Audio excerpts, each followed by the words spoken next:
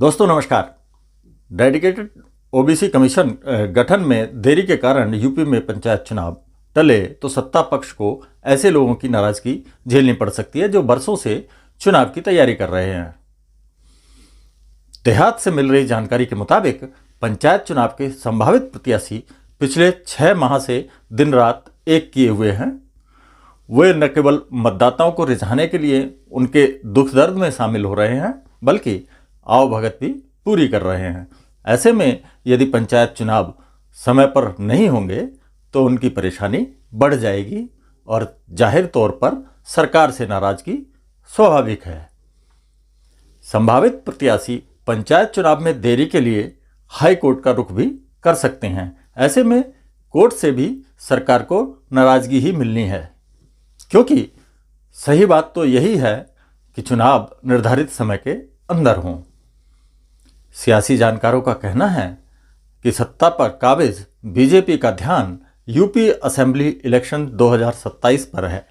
BJP को लगता है कि ऐन पहले चुनाव कराने से विधानसभा चुनाव में नुकसान हो सकता है, लेकिन सूबे में जो माहौल नजर आ रहा है उसे देखकर तो यही लगता है कि चुनाव टलने पर भी नुकसान बीजेपी को ही होगा।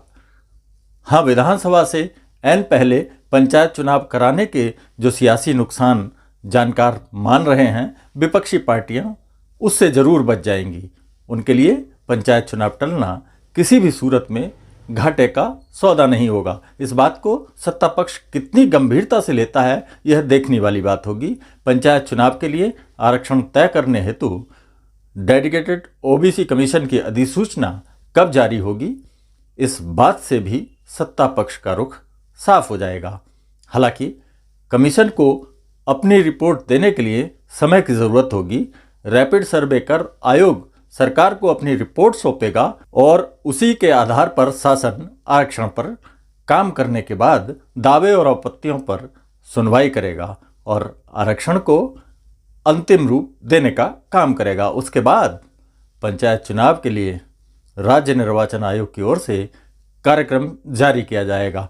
इस प्रक्रिया की गति ही साफ करेगी कि यूपी में पंचायत इलेक्शन कब होंगे।